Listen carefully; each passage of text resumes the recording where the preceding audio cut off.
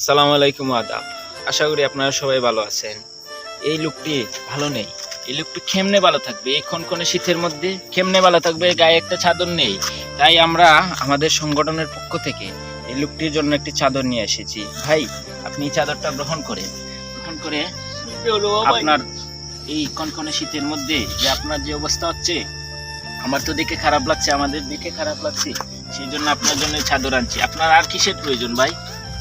ভাই যদি রাগ না করো তো একটা কথা বলছি। জি ভাই বলেন, আমরা রাগ করবো না। তোমার জ্যাকেটটা লো। আচ্ছা ভাই, আরো শীত লাগে। কোনো ব্যাপারই না। শীতে তুমি একদম বলছো। আচ্ছা ধরেন ভাই, নেন, সমস্যা নাই, ধরেন নেন।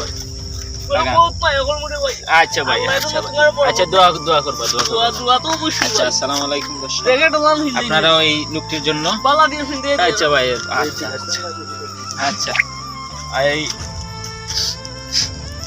এই ভাই তুমি তো মায়ার মানুষ আইছো তো আর আচ্ছা, কেউ দে।